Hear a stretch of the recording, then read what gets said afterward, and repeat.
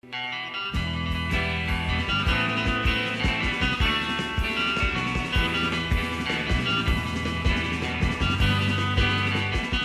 to Embargoed, a podcast featuring intelligent talk about sanctions, export controls, and all things international trade for trade nerds and normal human beings alike. I am one of your hosts, Brian Fleming. I am here with my friend, colleague, and co-host, Mr. Timothy O'Toole, on this lovely Monday afternoon. What is up, Tim? What is up, Brian? It is time to record some podcast Yes. sanctions talk. After some technical difficulties, we're going to talk about this today, but we don't believe we've been hacked, which is good news. But we are going to talk about that quite a bit today. You don't count it as over until the podcast is over, We though. we might have our data locked down and a ransom demand made in the middle of the podcast. We're keeping our fingers crossed that won't happen. But First, there they could also came be a for coup. Instagram. There could also be a coup in Canada where Tim is, It's true. or in Maryland where I am, and that would also upend our plans. But let's hope not. Let's hope Actually, not. Probably low given likelihood in both places. given recent events, I think Maryland is a lot more likely than Canada. But we'll Maybe, see. perhaps. We never count our chickens here on Embargoed. So in any event, thank you to everybody for joining us. It's a pleasure to be back. Thanks to everybody for weighing in on the last episode. Appreciate the feedback and the comments as always. We had teased perhaps some guests coming on this time for scheduling and other reasons. We're pushing that off a little bit, but we will have those guests on eventually, maybe later this month. But for now, we are gonna wrestle with a couple of big ticket items that have come up in the past couple weeks since we last recorded. Before we get to the roadmap for today, our normal preliminary comments that we are not here giving legal advice. We're not discussing confidential information, and in all views expressed on the podcast are those of me and Mr. O'Toole. Blame us if you do not agree with them. And if you do like the pod, please subscribe. Please spread the word. Please give us a rating if you do subscribe, hopefully a 5-star rating. You can get us anywhere you get your pod content. So without further delay, here's what we're going to cover today. A fairly tidy outline by our standards. 4 topics, 3 in the main portion, and then 1 for the lightning round. So we're going to start off with number 1 is the OFAC ransomware advisory that came out actually just a day or two after we recorded the last episode. We're going to start with that. We're going to go then to a pretty interesting enforcement action settlement that was just announced that pertains to the Russia sanctions and Directive 4 as item number 2. Then we're going to shift to the big news also out of Canada about the Huawei CFO Meng Wanzhou and the deferred prosecution agreement that was announced just a couple of weeks ago, and her triumphant return to China in the wake of that. And then in the lightning round, we're going to talk sort of a flip side to the Meng resolution is another resolution that was announced out of SDNY of the Ethereum developer who got tangled up in a sanctions case involving his trip to North Korea and a guilty plea that was just entered in that case a few days ago as well. So that's going to be the episode for today. Just those 4 topics.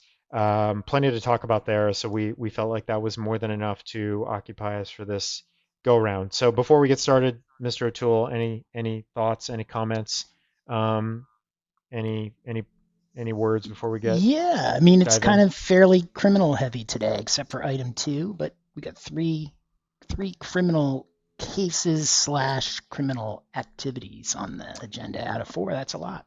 Yeah, near and dear to our roots and our hearts. So this is a fun one for us to do. And so with that, let's dive right in. So topic number 1 is on September 21st.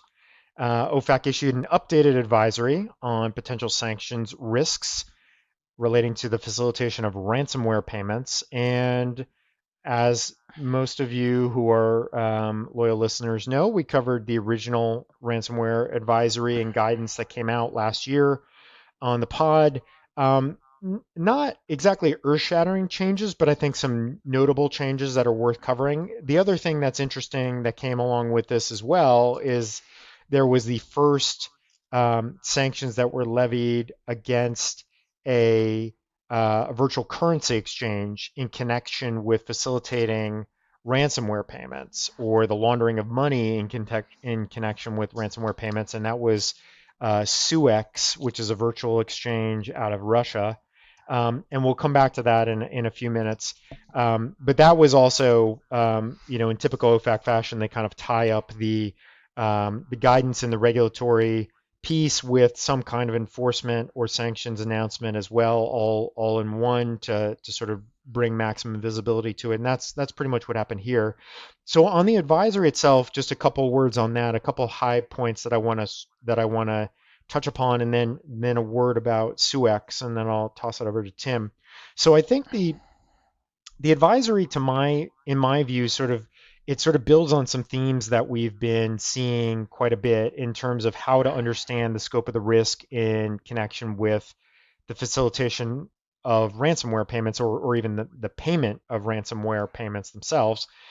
I think the term we used when we talked about this the last time was this advice and this guidance seemed directed at sort of the ransomware uh, payment ecosystem, if you will, and all of the actors that are involved in that, whether that be financial institutions, cyber insurance firms, digital forensics firms, incident response firms, other types of payment processors, certainly virtual wallets and virtual currency exchanges, and any other kind of private actors that are involved in that behavior and in those payments. And OFAC did actually, in the press release, they cited some pretty astonishing numbers about the uptick in ransomware payments, which are obviously pretty well documented. But as of last year, it was creeping up on $500 million in known Wow. ransomware payments that were made. Now, the true number could be quite a bit higher than that, but almost $500 million, or just under $500 million in known ransomware payments. Obviously, this is a problem that has grown exponentially during the pandemic, and so the idea that OFAC is going to use its soapbox to try to spread the word and bring awareness to this is not surprising. This is sort of more the same. I think the key themes that really have come out in this latest updated ransomware advisory, a couple of things that are sort of tried and true OFAC talking points. One is certainly that there's an expectation clearly that anybody who is kind of part of this ecosystem, part of this world, or has anything to do with ransomware payments really needs to have an appropriate risk-based compliance program, so OFAC compliance program in place, because long gone are certainly the days that you can plead ignorance of the fact that facilitating these payments or being involved in these payments might um, not have anything to do with sanctions related considerations. I think clearly this has been well established, and that's sort of that friendly reminder is in there. Another is the idea that cooperation with OFAC and with law enforcement, and the idea that certainly for victims, but even for others that are involved in this process, that coming to law enforcement and sharing details, including technical details of any particular ransomware attacks, is highly encouraged, and will be sort of credited as a mitigating factor in the event that there is perhaps some unintentional nexus or connection to a sanctioned party in dealing with a ransomware demand. And the last thing, which of course is, or not the last thing, but the other notable thing that I'll mention is the idea that the U.S. government is obviously officially on record as not encouraging actors to pay ransoms. Yet, um, I think they're, by the very nature of this guidance and the advisory, acknowledging that this is going to continue to happen and is going to continue to be an issue, and something that, as a practical matter, companies and other entities, whether it be obviously hospitals, universities have been much in the news in terms of being targets of ransomware, other professional service firms, all any kind of industry that has either proprietary information relating to their business, or financial information that's of use that could be potentially targeted, pretty much has been at this point, and will presumably continue to be until there is some effective deterrence that gets rolled out in this space, which has not to date happened. Another, of course, Another, of course, encouragement is OFAC is encouraging those to build cyber resiliency tools and invest in that and take that seriously, which kind of goes hand in hand with a good defense here. And so those are all important points, obviously. The thing that I would note is I think when we have had this come up in a number of instances, it is typically companies. It's typically on the victim side that we're hearing from folks who are targeted by these things, and occasionally those who are kind of in the middle of this who get asked to sort of be part of the either the payment of a ransom or the remediation of a ransomware attack or what have you. Um, those are obviously for, the victims obviously are sort of the kind of innocent bystanders in this whole grand scheme of things, and I think are always very acutely aware of and concerned about what the real risk is to them if they were to go forward and make one of these payments, because as we've said many times before, and as OFAC says, look, it's no defense to say, well, I didn't realize that perhaps I was dealing with an actor in North Korea or an actor in Iran or somebody on the SDN list when I was making this payment. Obviously, as we know, strict liability, and that's at the end of the day, sort of the always lurking in the background when it comes to any of these issues. But that being said, the one entity that got put on the SDN list here, Suex, the currency exchange from Russia, when you read the description of what they're involved in, something over 40% of their transactions are tied to illicit actors, and they are clearly were singled out, it seems, for designation in part because they are seen as they were singled out as a material for providing material support to those who are engaging in malicious cyber activities under the cyber EO. They are being seen and singled out as essentially almost a co-equal aider and abetter of the cyber actors themselves, and so that's not surprising that's where OFAC's attention starts from an enforcement perspective. But I think so much of the advisory goes to the much lower level innocent, if you will, or more innocent certainly, actors that are involved in this process and just trying to disentangle themselves from what can be just a incredibly messy and painful situation when you get a ransom demand and you're suffering and you're victimized by one of these attacks. So I think to me that was a little bit of a stark contrast, as the one example that was targeted is clearly a bad actor in the eyes of OFAC and by most objective standards, and yet most of the advisory is really, I think, speaking to the people that are maybe in more of the gray area, or maybe even on the far end of the spectrum, away from any kind of real gray area in terms of bad acting, but are really just purely worried about the strict liability aspect of all this. So anyway, that's another sort of big splashy statement OFAC's making on the ransomware issue, an issue that is not going away anytime soon, that continues to be front and center. And so, I think that gives a lot of food for thought. Let me toss it to Tim to sort of comment on sort of where he sees the key takeaways from what we saw from OFAC here. So I thought this was a big deal. And the reason that I thought it was a big deal is that I walk away from this thinking that no reputable company will ever be able to make a ransomware payment again without involving law enforcement. And here's how I get there. I mean, I think the biggest change of this was the US government basically coming out and saying we don't like these payments. So to me, that's new, and they've said that to some degree. It's pretty stark here. It's pretty. But stark before it was very, we understand that you may need to make these payments for your business, but please keep in mind that and now it's like these are encouraging ransomware attacks, and there's lots of sanctioned individuals and companies and entities that are involved in these payments, and let us show you all of the trouble you can get in if you make these payments, and it turns out there's a sanctioned party. So I just thought, but to me, I think you put your finger on it at the very end there in terms of why it's such a game changer in this area.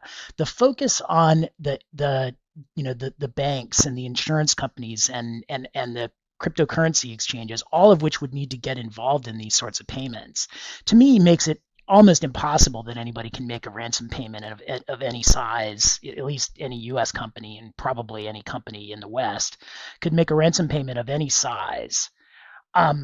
without involving U.S. law enforcement authorities, because the victim has an incentive in some instances to keep law enforcement out of it. They might want to make the payment and just keep it quiet, and they just don't want the sort of potential publicity or at least kind of activity that comes with law enforcement in.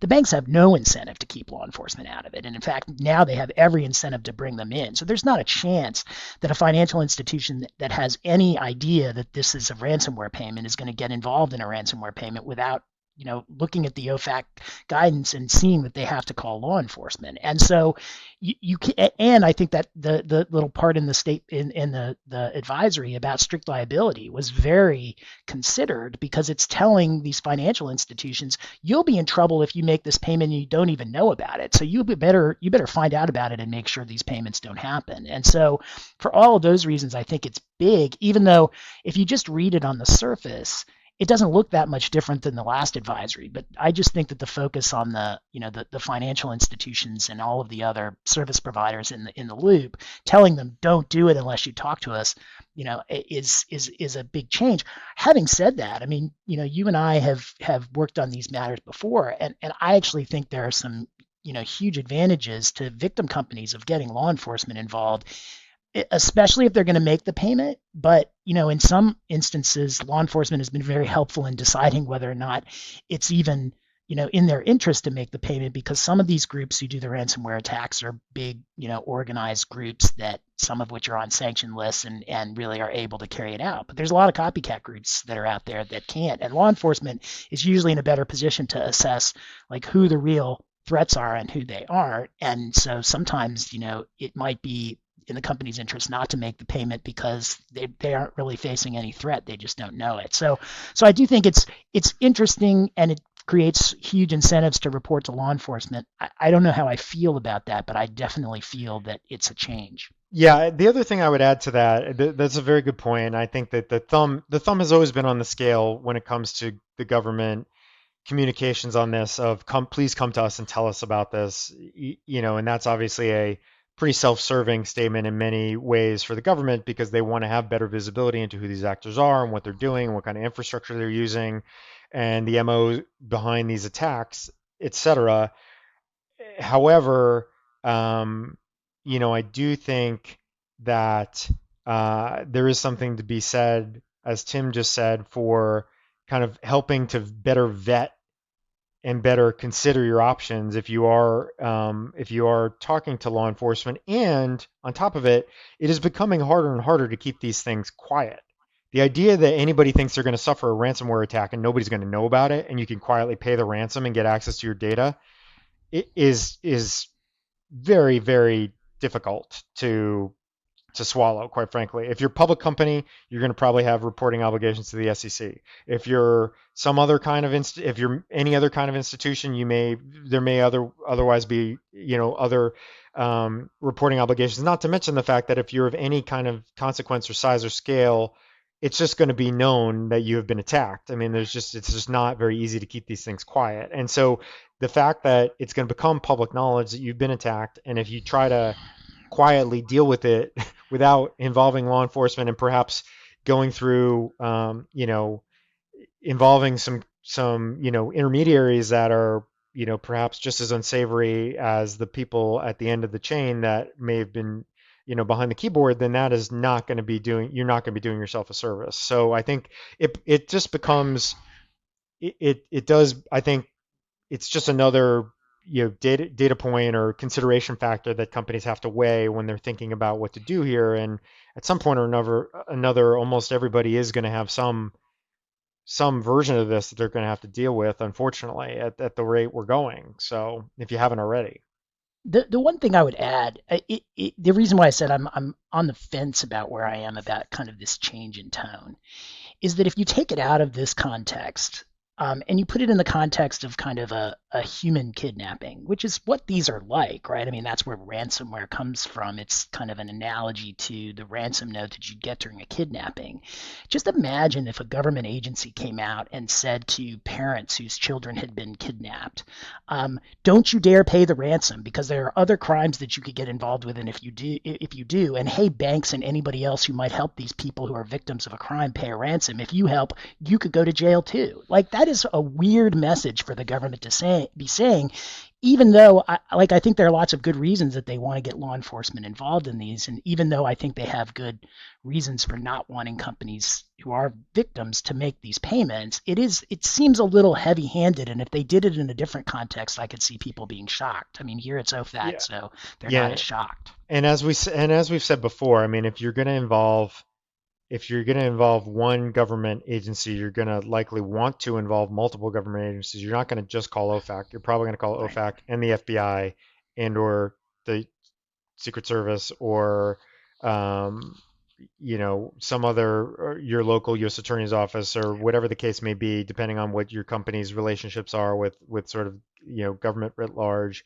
And then you often cede a certain degree of control over how you handle things at that point, which is a complicated thing to weigh, especially in the immediate aftermath of something like this, where you're worried about just being able to operate your business or your hospital or your educational institution or whatever the case may be. So it's these are incredibly difficult, complex issues. We're not suggesting that there's sort of a one size fits all here. I think this is just it's a little additional kind of spice and a little additional kind of um, you know uh, flavor that now gets added into the mix based on the new guidance, the new advisory. As Tim said, I think this does kind of reorient slightly sort of what the official kind of government positions are on some of this in the U.S. and how companies should be thinking about this as they're weighing what to do in the immediate aftermath. And obviously, for anybody who's in that ecosystem of intermediaries, I think if you're not already sort of well aware of this and thinking about what you should be doing to decide whether or not you want to be part of this or how you can sort of do that in a compliant way. Certainly, I think the wake up call was sounded on this a while back and is now just being kind of the alarm is being rung again to, make sure everybody is on top of this.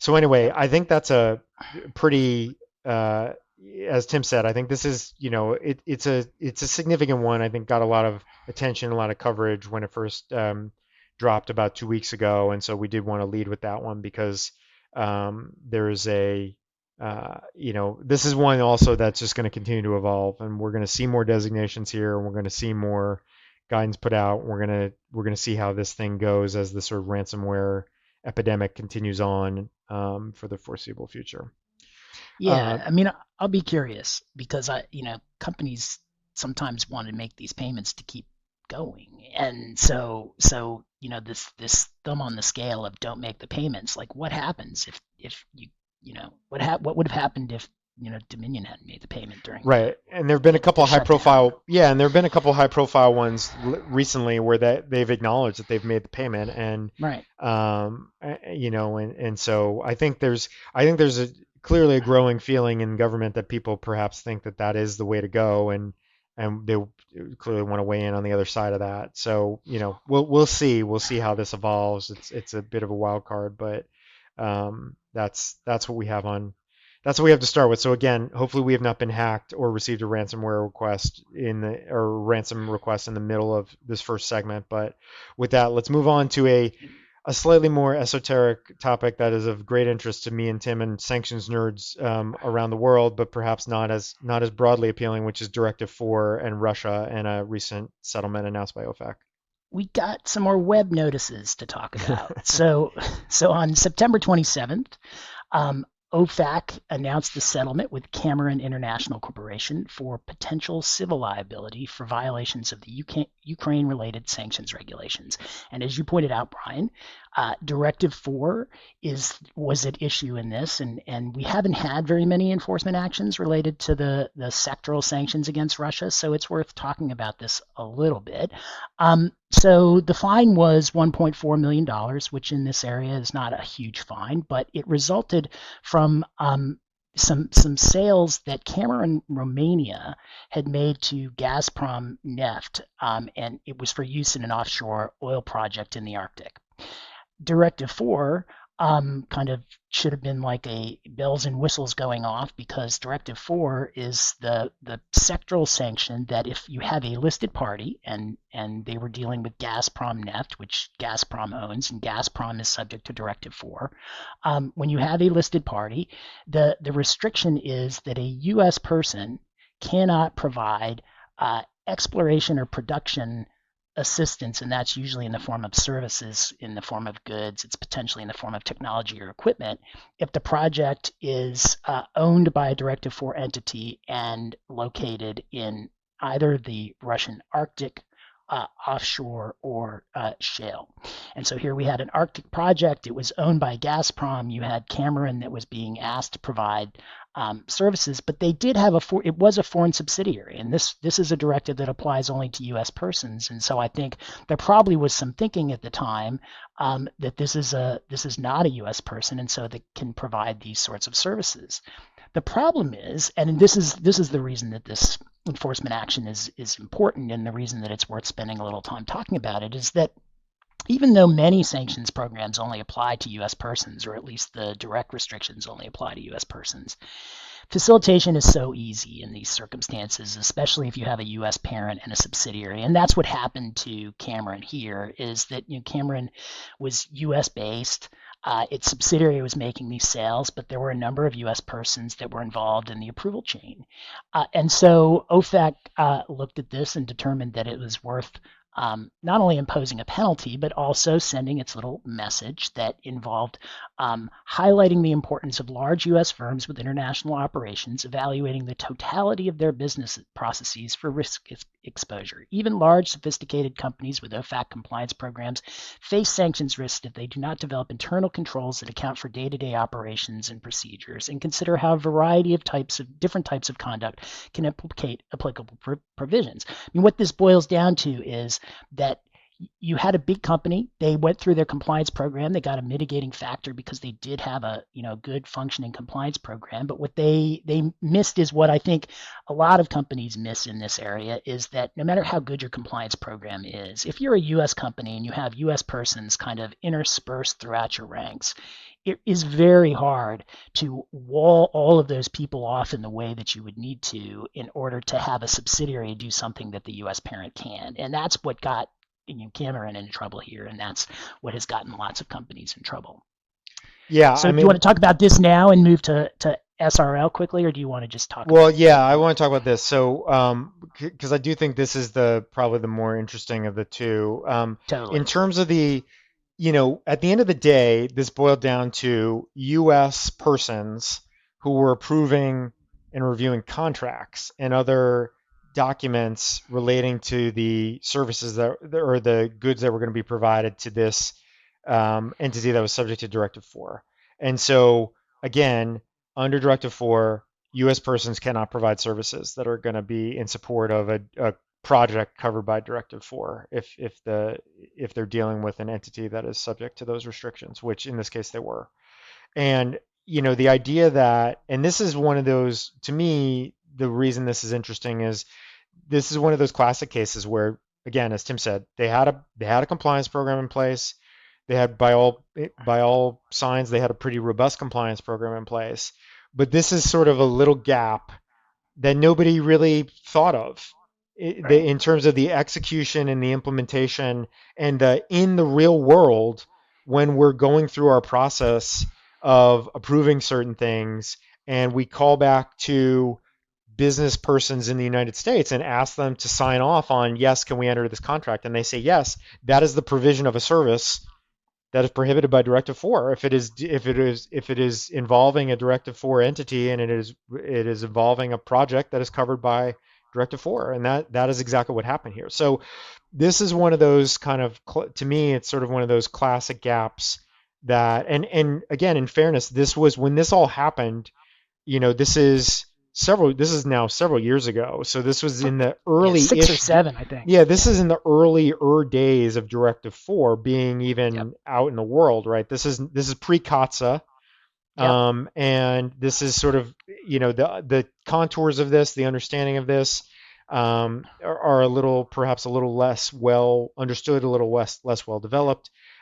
Essentially, it sounds from the notice that this kind of got flagged and got caught after Cameron was purchased, and there was this sort of post-merger integration review of compliance issues, and this was caught, and then they began sort of cooperating with OFAC thereafter. So that is how a lot of these things come up. And again, to Tim's point, I just think it is the idea that we talked about this a little bit the last time when we were talking about doing transactions in euros that were dealing with Iran, and there was a feeling that that was okay, but it was a sub of a U.S. entity that was doing those, so there you're running afoul of the Iran regs. Here, same with Directive 4, it's the idea that you have a non-U.S. sub that's doing the business, but then you still are not properly walling off or recusing U.S. persons from any aspect of that. It's not that the business itself is necessarily prohibitive as being done by non-U.S. part of the company. It's the fact that, as a practical matter, it's really difficult to completely wall off all U.S. persons from any kind of role in the decision-making chain, or if there had been, where we see a lot is that if goods go and then somebody would call back for a maintenance issue or a technical advice on how to repair something or how to implement some new change to the equipment, and they call back to the U.S., then voila, you have potentially a violation of Directive 4 if you've not sort of sufficiently walled those people off. So it's just a reminder that as a practical matter, A, it's hard to spot this stuff on the front end, and B, it's hard to execute in practice and have this be airtight. It's just very difficult to do. Part of the problem, I mean, and we've come across this in a lot of different places, and including, when there was this general license H back in Iran.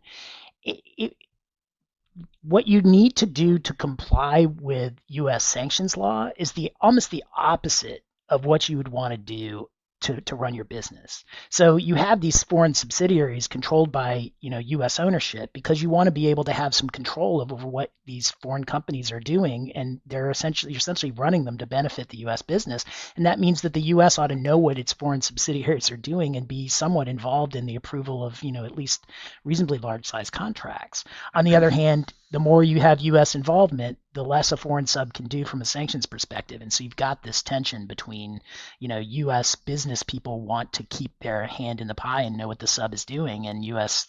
sanctions law says if you do that, then that's U.S. action, and so the sub can't do things that it might otherwise be able to do from a sanctions perspective. So I think we see that a lot, and I think this case was a good example of that. I do have one question for you, Brian, because I don't know the answer to it. I thought maybe you would. Um, I don't understand why they didn't get voluntary disclosure credit, and they don't say. So Yeah, they have they're a this. little they're a little cryptic about that. They Yeah, also they also got no they also got no haircut off. Did you notice that they got no yeah, haircut off the base penalty amount? I know. So they said the base civil monetary penalty amount is 1.4 million. The settlement amount reflects no further mitigation from the base penalty, which is pretty rare that you see that in one of these. I So agree, we don't and it know. was just so cryptic. This is something that's a little unknowable in terms of what went on behind the scenes here, but that is something that's worth noting because we just don't know. But I did Well, they notice say that as they well. they submitted a notice of apparent violation to OFAC, followed by the submission of an additional report in December It, 17th, which is what it, you it, normally do in a voluntary disclosure context, is your like final report after you do the investigation, I and it was suspect that what they 6 months later. I suspect OFAC may have known about it through some independent source, and Right, I that's why guess they so didn't get too. credit, right? I suspect that's why. That's most Yeah, likely why, but it's unclear from the notice. So, but yeah, I had that same question, and I had the same question about why no mitigation from the base penalty amount, yeah. which is pretty unusual. Well, and just twist over to Schlumberger very quickly. I mean, that was the same deal in Schlumberger, is that in a penalty action that was going on around the same time and announced on the same day, they didn't get any voluntary disclosure credit either, even though it looked like they had tried to make a voluntary disclosure. Unless OFAC. I mean, the only thing that I could think of was that OFAC was being very hyper technical and saying you called it a notice of apparent violation, not a voluntary disclosure, so we're not giving you credit. But I don't think that was what was going on. I suspect It that they knew about it beforehand, that Schlumberger was trying to make a voluntary disclosure, it and could so was it could Cameron. honestly it could, and we're speculating here, so don't Totally. read too much into this, but it could be because of the resolution that had been reached in the other matter Right. the historical matter for Yep. Schlumberger, that there were certain obligations they were under to be sharing information, and it could be that it was That viewed could as be it. related to that, and that's That why could be it. they're not going to get the credit. That could be it. I All sorts I of see. reasons, but it was notable because Yeah. it seemed like they had tried and were not being given Right. credit Right. for it. Correct. And just very quickly to turn to the Schlumberger enforcement action, because this was another company that Schlumberger had purchased, um, and wound up purchasing some civil liability. Was that this was classic facilitation in the other Schlumberger enforcement example. It's the example that OFAC gives. You had Schlumberger and the U.S. employees getting requests to do business in what was then a sanctioned country, Sudan, and knowing that they couldn't do the business, they forwarded the request to the Canadian subsidiary, which did not have sanctions against Sudan, so that the Canadian subsidiary could do the same business.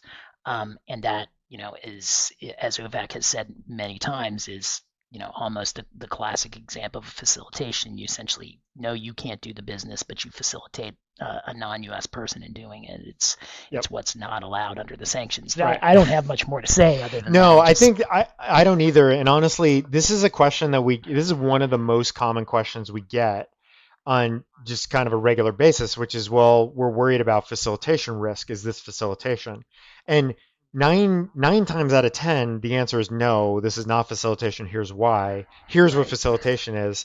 To Tim's point, I think this is kind of a classic case of what is actually facilitation, which is a U.S. person who is not able to pursue the business him or herself or the company itself, and forwards it to a colleague outside the U.S., and thereby essentially allows that business to be pursued by the non-U.S. entity, and that's kind of the classic example of this. And I think that's right. kind of what this embodies, and that's why we don't see. I think every year maybe there's one or two of these that come up, and it is a very important point just from a Right. black letter sanctions compliance standpoint to remind people in compliance and people in your business sort of what is and is not facilitation, what you can't do, and they note here that the people who were involved had some training on this and Right. related On topics, this and point, that's this yeah, exact point, I think, yeah. and with respect to Sudan, It I mean, is it I was mean, in fairness, it is an easy one to sort of screw up, quite oh, frankly, because totally, as a totally, common sense matter, it might not occur to you that this is problematic if you're not sort of rooted to what's in the regs and what are we allowed to do and not allowed to do. But for those who are aware of the concept of facilitation and know that this is something they have to be on the lookout for, this is, I think, this is kind of an example of that, well, obviously. and I think they gave it as almost a remedial example to say, Right. look, this company actually had a compliance program.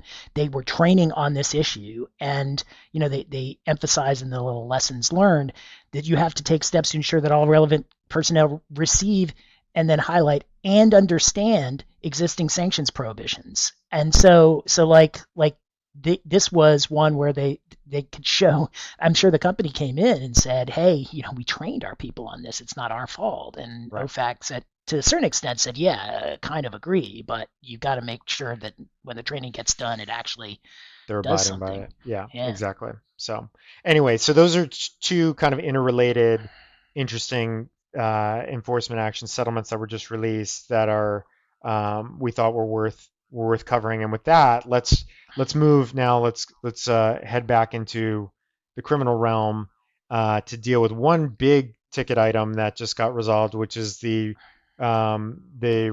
resolution of Meng Wanzhou's case, Huawei CFO, which had been pending for a long time, which we have covered extensively on the pod, and which somewhat surprisingly was resolved just a little less than 2 weeks ago with a deferred prosecution agreement, which I do not think anybody was expecting, in part because it certainly seemed as if the DOJ and the US government had drawn a line in the sand that this is one, given all the trouble that has been and the battles that have happened over extradition from Canada. Of course, she's been in British Columbia, in Vancouver for the last couple of years, and they were getting close to perhaps a final decision from the Canadian courts on that. Everything to date had been favorable for the U.S. on that, but this was obviously quite an anchor in terms of the diplomatic strife that it was creating between not only the U.S. and China, but also Canada and China. And of course, there were two Canadian citizens who had been detained and held by the Chinese, accused of essentially being spies, seen as being a pretty direct tit for tat for their part in the extradition proceedings, which I'll come back to in just a second because amazingly enough, that got resolved on the heels of this pretty much immediately. And so I think the idea that this case was resolved through a DPA, I will say, among my former DOJ cohort, and obviously I know personally know some of the people who were involved in this case, and among the alums of my old office at DOJ National Security Division, I think there was a lot of surprise and a lot of disappointment that this is the way that this went down, because it seems to send the message, and a lot of the press coverage has hit on this as well, that um, China can sort of use its bully pulpit and its leverage to essentially take hostage a few other individuals to counterbalance what we had been saying, what the United States had been saying all along was a straightforward, objective application of our laws and was a righteous prosecution of somebody who had done something pretty egregious, which is to say that they had lied to and committed bank fraud and wire fraud to a major financial institution and lying about the fact that they were doing business that Huawei was doing business in Iran, and not only doing business in Iran, but had some subsidiaries and affiliates that were based in Iran. And so the idea that the all along, I think the accusation from China and others was, well, this is the U.S. kind of politicizing its sanctions laws to make a point to China or to sort of get some leverage in the trade negotiations with China. I was asked, I think, many times, as I think Tim was as well, and right after Meng was arrested originally, whether this was some kind of masterstroke by the U.S. to exert leverage on China in the trade negotiations. And I said, I really don't think so, because I think this is sort of dumb luck that they were able to get their hands on her and arrest her when they did. And it just happened to coincide with when things were really heating up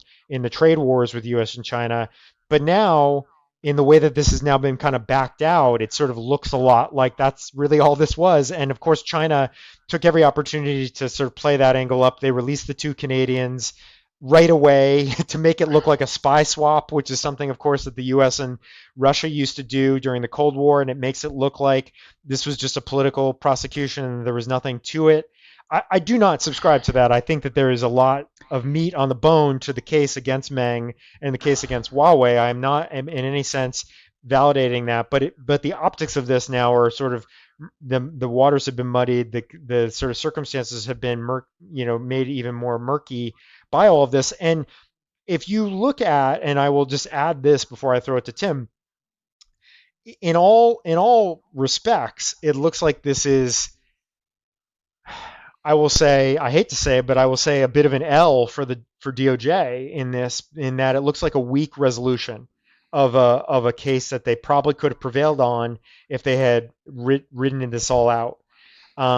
And now that's me Monday morning quarterbacking a little bit. I know that there are 1,000 other considerations that go into why you do something like this or why you agree to something like this. And what DOJ really hangs their hat on, and they go all in on this. And if you look at the press release and look at all of the quotes from all of the government officials, this is the win for them, is that she admitted to lying to the banks. That she even though she did not plead guilty, she admitted to lying to HSBC. She admitted to lying to the banks, and that now is going to be the linchpin or a linchpin of the prosecution of Huawei, the company that is still ongoing. And that is what they lean into heavily in terms of what their big takeaway is. Putting aside the fact that she returned to China to a hero's welcome, that China then released the two Canadian prisoners and made it look like this was just a political deal, which the U.S. has totally disavowed that was the case and that this was coordinated, and that China has just done that to try to, essentially give a middle finger to the US and the Canadians to make it look like this was all orchestrated and it just a big political dust up all along. But it is the fact that she admitted to lying, and that is really what unstuck this whole case, is that when her lawyers came forward and said, here's our compromise solution, she will admit to in a statement of facts that she misled and lied to the bank, but she's not going to take a guilty plea. And that was the middle ground that was reached, and that's what ultimately resolved this case. And look, in some ways, this is a bit of a unicorn of a case, because to take somebody this high profile and a company this high profile that is so integral to China and its sort of economic strategy and its global image, it is difficult to disentangle her case from all of those things. And so I grant you that this is much higher degree of difficulty than your average criminal case to try to resolve for those reasons. That being said, I think there are a lot of people who are highly critical of this resolution, and they feel like she got off easy, and it's because she's a person of influence who was backed by the Chinese government that she is now, she was living in her mansion in Vancouver, now she's back living in her mansion, presumably in China, and is going to go on her merry way and thumb her nose at the U.S. government and the Chinese and the Canadian government for the rest of her days, presumably, that she kind of got away scot free, more or less, not having had to plead guilty to these charges. So, in any event, that's a lot, but I have a lot of I have a lot of thoughts and a lot of feelings on this. I know you do too. So let me turn it over to I you, do. and then we can take it from there. So first, let me congratulate our friends over at Zuckerman and Bill Taylor Yeah, for tip of the for hat, tip of the hat. Yep, some no great doubt, defense, no doubt. work. I mean, look, this is a win for Mrs. Meng. I mean, I don't care how you wrap it up. She wanted her liberty. She's home in China to a hero's welcome, completely at liberty. With the DPA conditions, when you read through them, the first part of them, you're kind of shocked because like they were very clear to negotiate everything, and so she was going to get on the plane and she was not going to have reporting obligations, and they were very clear that she was basically going to be completely unrestrained in her liberty, and she was going to be required to abide by the terms of the DPA. But good luck in enforcing that, because pretrial services is not all that keen to go They're not to, effective on keeping tags on on they're uh, not on doing prisoners a in Beijing. No, they're not. drop Or in by Shenzhen, rather. In Shenzhen. they're not doing drop by visits in Shenzhen to see No, if Mrs. Meng is honoring the terms of no, they are not. DPA. So the ability to catch violations of this DPA are pretty close to zero. Um, and I too was struck, and DOJ has to take its victories where it finds them, and so that the exhibit to the DPA, in which the facts were laid out in pretty great detail, and she now is prohibited from ever contesting those facts in a U.S. court, will be helpful to DOJ in its case against Huawei, and it will be helpful, and it will be harmful if Mrs. Meng ever were to, you know, run afoul of the terms of the DPA and be prosecuted for this. But the fact is that she wanted her liberty and she got it, and they wanted some sort of criminal case against her and really didn't. And the reason, in my view, that she didn't really boils down to, and it's not just because I'm here, I mean, it's Canada. The extradition proceedings had gone pretty well for the government, although the first decision did rely on what the court stated was a question of first impression about whether there's a bunch of Canadian cases under the Fugitive Slave Act about not enforcing U.S. law when U.S. law is different from Canadian law, and the Canadian court decided, and probably reasonably so, I think it would have been upheld, that the Fugitive Slave Act was different than the Iran sanctions, and that this was a little bit of a twist on the Iran sanctions because of the bank fraud issues. But that one was not a slam dunk, but the one that was coming up involving the cell phone, as I understand it, also would not have been necessarily a slam dunk, because there were arguments that they had done things to her cell phone that they weren't supposed to do. I think it was the Canadian police at the U.S. instigation, but I'm not positive about that. But I know that there were issues with the cell phone as well in the extradition proceedings. So it's going to be a while. And you had, against that backdrop, you had these two Canadian citizens, Mr. Spavor The and Michaels. yeah, and Michaels, who were basically being held for ransom until Mrs. Meng was returned. And Canada was not anxious, even if the extradition had been a slam dunk. I think Canada was not anxious to extradite and then kind of have Mr. Spaver and Mr. Michaels face the wrath. And so I think from Canada's perspective, this was a great settlement. So, for my current the country in which I am currently um, hanging out for a little while, I think was the big winner here because Canada doesn't have to face the music in the sense that probably on the law the extradition was valid, but there were some tough issues. Certainly on the does Canada want to extradite Mrs. Meng to the U.S. and know that that's going to mean that two of its citizens are probably going to get held forever for no reason.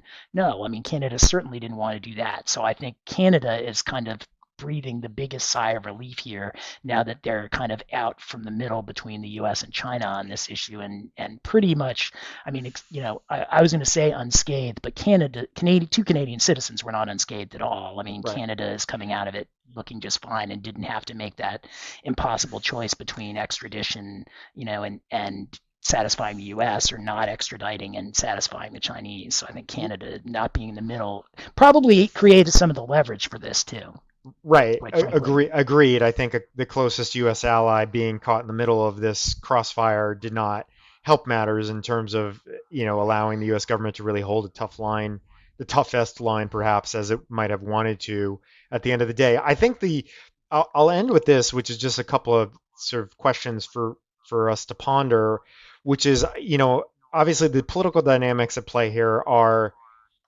about as complex as they could possibly get for the reasons you just described, because of the three countries involved, because of the nature of what Huawei is and what it represents, because of the fact that U.S. sanctions and Iran are in the middle of this. The global financial system is in the middle of this. This is about as complicated as it could possibly get in terms of disentangling something like this. So I guess my question is, and some version of this has been asked in a number of think pieces and otherwise that I've seen since the resolution was announced is, does this signal to China that they have the ability to, engage in essential what's referred to as hostage diplomacy whenever they see fit? If some high profile executive or some high profile individual is caught up in a case in the U.S. that it has a political dynamic to it, does that just mean that they grab a couple of U.S. citizens or a couple of Canadian citizens or what have you? And this is not, we've seen this before. This is not a new ploy, but is this going to embolden the Chinese government to do that more often? That's question one. And question two, has this in some way damaged, as a precedential matter, the value of deploying U.S. sanctions authorities in this way to aggressively go after an individual like Mrs. Meng for lying to a major global financial institution, and because it relates to Iran and is completely undercutting the basis of U.S. sanctions? Does this in any way weaken or water down the ability of the U.S. to sort of have full faith that it can enforce, in certainly in the criminal context, its sanctions authorities going forward? I don't know that I have answers to those questions. I think those are more rhetorical to think about. I know you'll have a few thoughts, but I think those are the kind of lasting big picture things, because there could be some aftershocks that we see from this case that are not going to be seen for a while, and so I think that that's worth bearing in mind. That everybody should you know keep an eye and an ear open as to how this plays out over the next few years, perhaps even. Those are great questions. I mean, I have some thoughts, some quick thoughts I knew you would. on them. I knew you would. Just, I mean, even though they are rhetorical, I have some quick thoughts. So one is, in some ways, this case I think is kind of a one-off, and so it probably won't have that sort of really bad effect. That's kind of on the one hand, and the reason I think that is because I don't think this prosecution was at all political when it started, I'm not sure it ever was a political prosecution in that sense.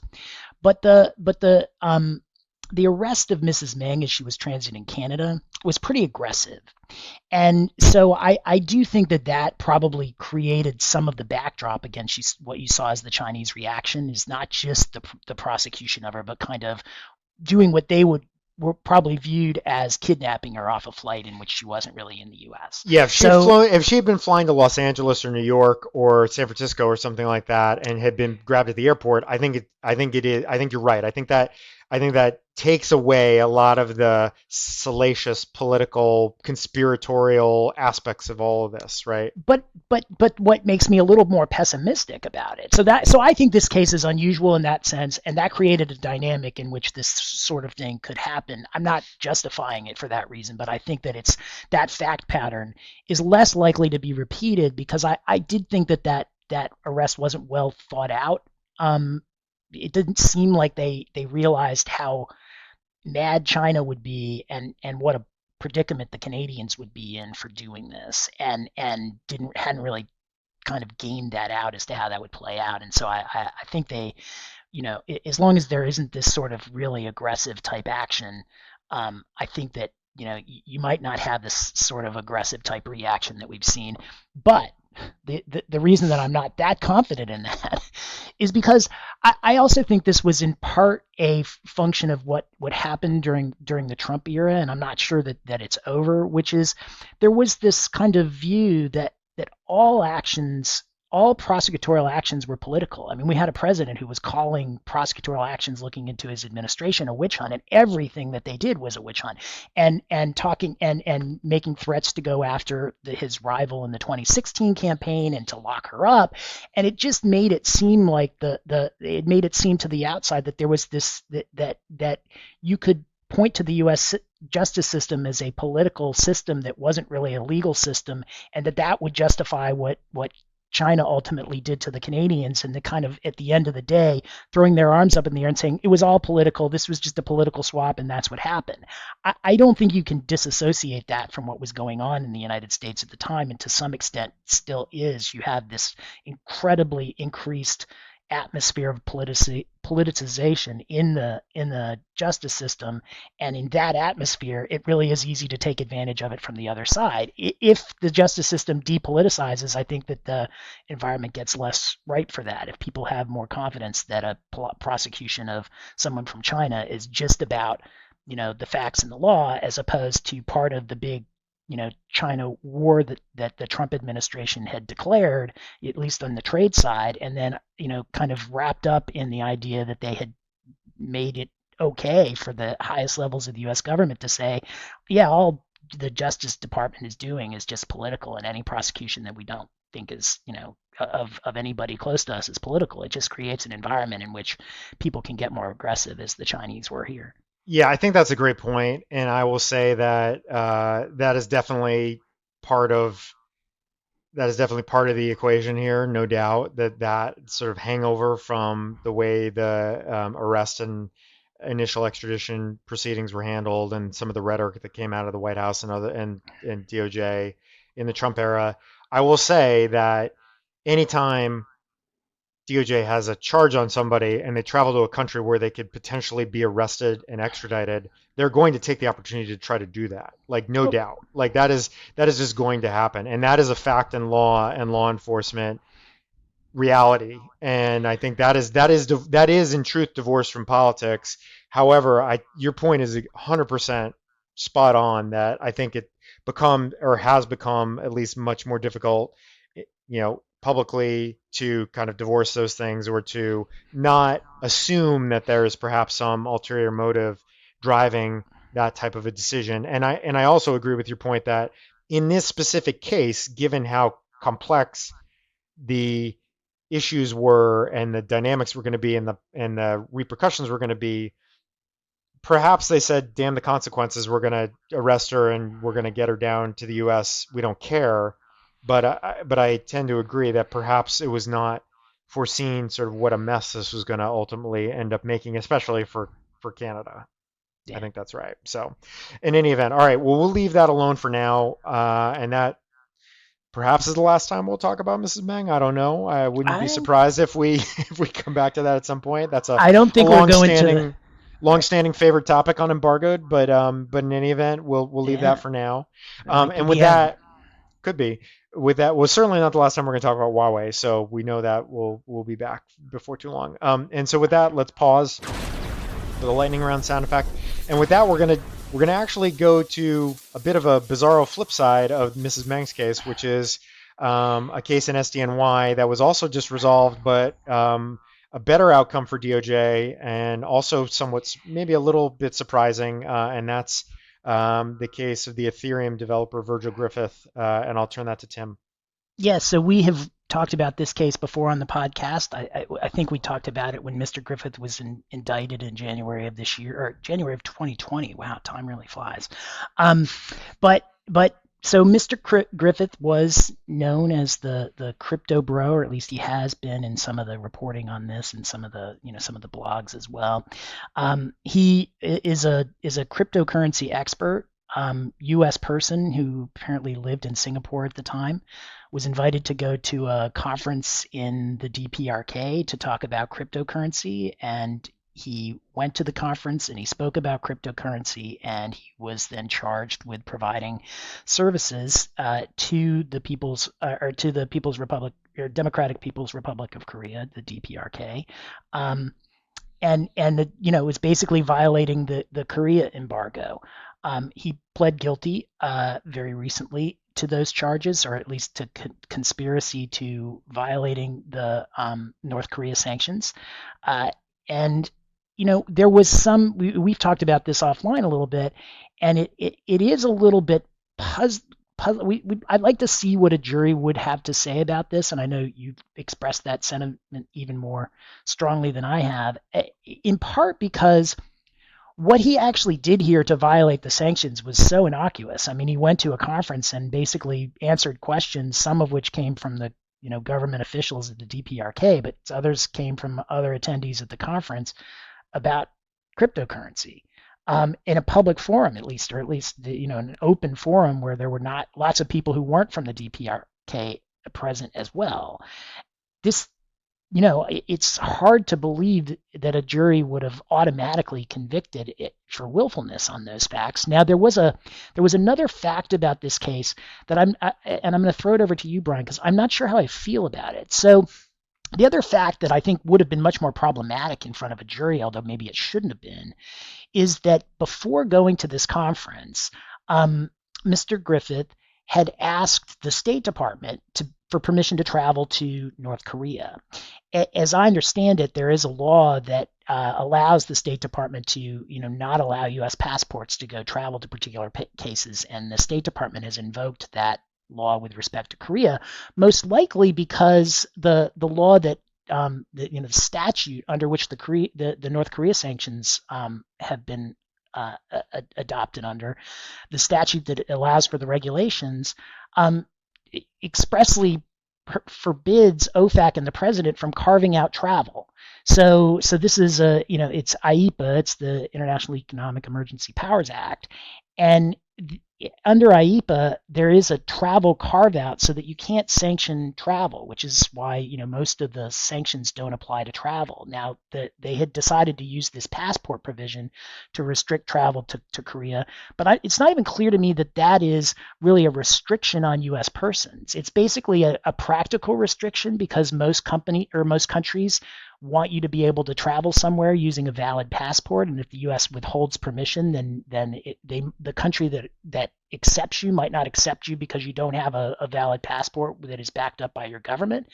But it's not clear to me that going without the permission of the State Department was a U.S. problem. It was one that the U.S. was trying to essentially use to keep travel from going to DPRK. But it's not charged in the indictment, and it doesn't seem like that's what they're saying he did wrong by traveling without the State Department permission. But to me, in front of a jury, that would have been the only fact that would have gone to willfulness. Yeah, to me that is, well, I think it's sort of two things. That certainly goes to, I think you hit the nail on the head. That is the thing that I am most curious about as somebody who spent a lot of years thinking about and worrying about whether or not there was sufficient evidence of willfulness to prove up violations of IEPA.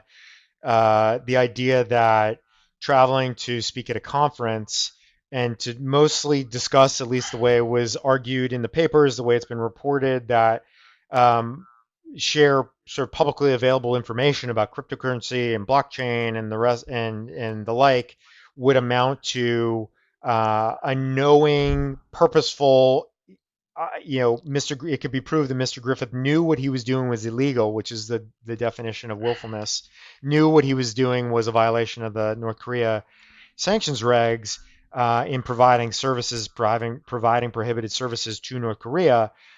To me, that's a very open question whether that would be the case and whether they could have shown beyond a reasonable doubt that that was the case. I think the State Department kind of forbidding him or refusing to grant him permission or grant him a visa or grant him authorization to travel, that certainly goes to that.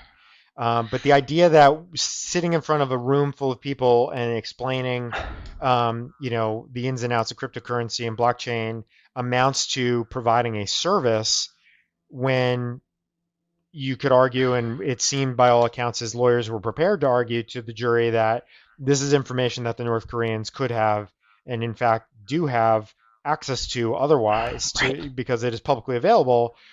You know, that's not a slam dunk defense, but it is certainly a colorable defense. I think that seemed to be what they were winding up and ready to do. Now look, we all know that, and Tim and I have both been on both. Oh, I've been on both sides of this, and Tim has certainly been on this side on the defense side of things. That when you're facing down a trial and you're facing down what could come if you were convicted by a jury, there are many reasons that defendants change their plea at the very late stages pre-trial and decide to plead guilty. Many good reasons, good and valid reasons for doing that, and we don't know whether he has any indication what his sentence may be, and he's going to be sentenced at some point next year. So I'm sure we may come back to that point. But my only point is this fact pattern was so peculiar in the grand scheme of things. Peculiar on the one hand, but also on the other for anybody who has ever, given a talk anywhere where they worried that there might be people from a prohibited country or that they're worried about these types of things. This would have been interesting because we don't have case law really on this. So if there had been a jury verdict, if this had been appealed, if there had been something along those lines that could have perhaps fleshed out what the bounds of the services, willful provision of services in violation of the North Korea sanctions regulations could stand in for willful provision of services in many other sanctions programs, quite frankly. That would have been interesting to see. And Yeah. so I think that's kind of, to me, again, um, by all accounts, this is weighed heavily on Mr. Griffith, and I'm sure that the decision to plead guilty was not taken lightly, and so hopefully he will be able to get through his plea and his sentencing and move on with his life after this. But at the end of the day, from a sanctions nerd perspective, I would have loved to see kind of what kind of law could have been made out of this case. Quite frankly, is sort of what it comes down to. Yeah, I mean, 99% of cases don't go to trial because there's so many strong incentives not to. I mean, it's expensive to go to trial. It takes a long time to go to trial. If you're locked up and you're waiting for trial and it takes a long time to go to trial, you spend a lot of time in jail, even if you win the trial, which means it doesn't do you much good to win the trial. The sentences are longer if you The go to trial trial than if penalty. you plead. Yep. Yeah. So there's a lot of reasons. So I can understand, why there may have been a guilty plea here. But just from a pure law nerd perspective, it's really kind of a fascinating question because he was told not to travel to North Korea, but it's not illegal and it's certainly not part of the sanctions against North Korea to travel to North Korea. But that's the main fact of willfulness, is that they told him not to go and he went anyway. But he's not being charged with going when he was told not to. He's being charged with speaking in a conference and knowing that and providing what appears to have been publicly available information. And by doing that would be providing services to the North Korean government, which is sanctioned, and that he knew that was illegal, not the travel, because the travel isn't what he's charged with.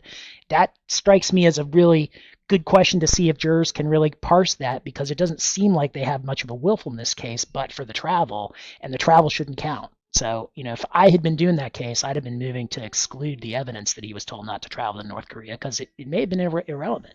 And he might have, that if he could gotten that excluded, he'd have gotten a lot better plea deal here. Right.